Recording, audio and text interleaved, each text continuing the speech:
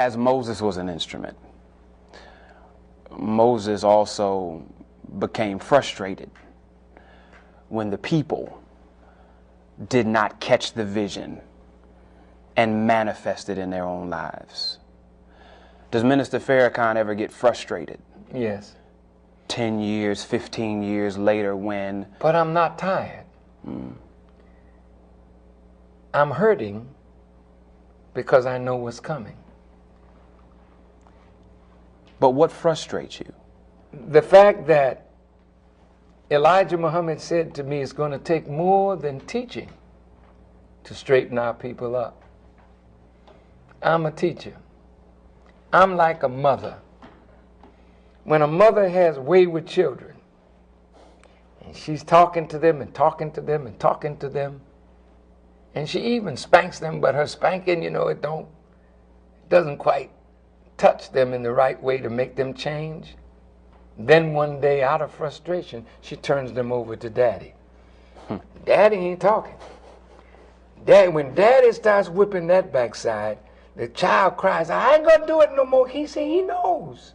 You're not gonna do it no more, but I'm gonna keep doing this until I make the message that your mother said to you sink deep in. In the 33rd chapter of Ezekiel, they saw the prophet Ezekiel as a beautiful song.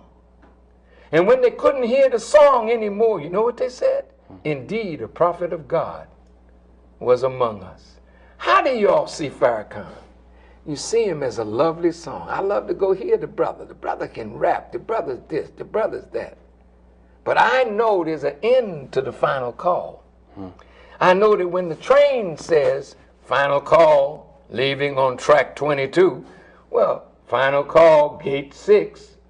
If you don't get there in time, it leaves you. Well, right now, black people are in a dangerous position because the God is angry with us. Angry because we know better, but we refuse to do better. A warner came among us and told us, get up from the foot of the enemy and stop begging them for what you could unite and do for yourself. And you still out here looking to them to provide a future for you when the future is in your own hands. And then you turn on yourself and kill yourself and kill each other. No, the God is angry, and we're going to pay a price for that. My days of warning us about what God is about to do is just about over. Not that my time to lead is over. My time to warn you of what God is about to put on our behind is up. And you're about to reap the chastisement that you richly deserve because you know better and you won't do better, so you gotta feel. That's what my mother told me. A hard head make a soft behind. Well, your behind, not you, but our people's behind is gonna be like soft putty when God get finished. And the very people that you discard for is going to turn on you, and you'll be slaughtered in the streets of the ghetto. Mark my words, brother, because I'm not warning you much longer. I'm telling you what you're going to face. And America is in the soup as we speak. She's going down, brother. And if we hang on to a ship that's sinking, man, you go down with the ship. You got to change. We've got to change. There's no playing for us anymore. It's all over. Bush has led this country to its near complete destruction. And if he goes a step further and gets into greater war that you can't win, then I feel sorry for you who think that you can be all that you can never be by joining the armed forces. Well, let's pause. There are a couple things. One is that I think I've heard you say, and I'm not quoting you but paraphrasing, that white folks often give themselves over to evil and animalistic behavior connected to this white supremacy that we find ourselves in the midst of. I'm wondering, in the midst of your journey and all that you've seen, in believing that, how do you respond to the animalistic and evil behavior that we give ourselves over to? Any human being is capable of animalistic behavior because we start like animals. and we grow into humans. And if we're successful in our spiritual growth, we become reflections of the divine. What has happened to black people is a lack of justice. And the Honorable Elijah Muhammad said to me that the star that is in the heavens that justify a worship of God, whenever justice is missing in our lives, the balance is lost. Mental balance is lost. And when a human being is deprived of justice and deprived of the proper courts or system for the redress of grievance, then the human being becomes not only savage, but beastly in our actions. The Bible says that the beast had put his mark in the forehead and in the hands of the people of God. And if you look at our community today, the mark of the beast is in our forehead. It's the way we think.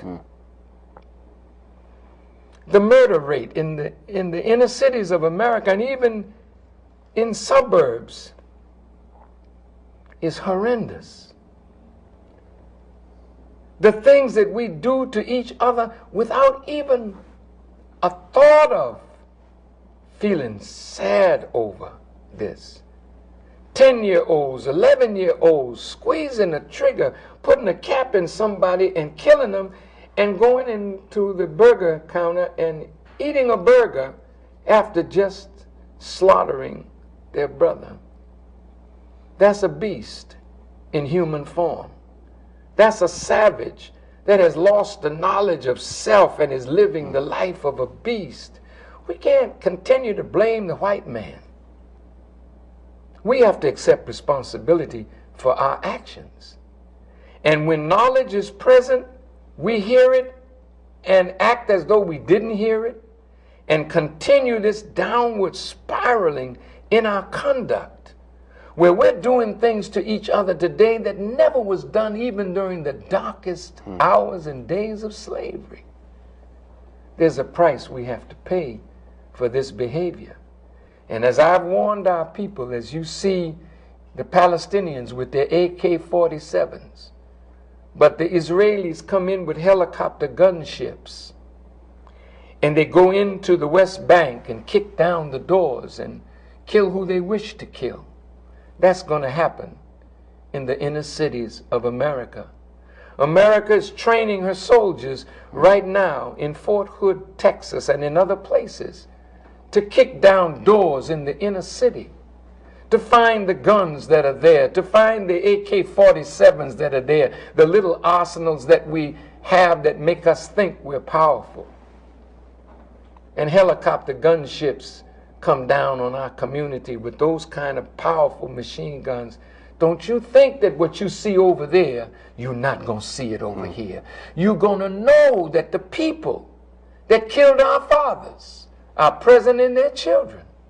And there's some of them that have no mercy for us. Right now, in the police force, you have that Ku Klux Klan mentality existing. And so, either we clean up our act, and we don't have a lot of time. Either the preachers get up in the pulpit and don't preach to the choir. Let's get out in the streets and get to our people.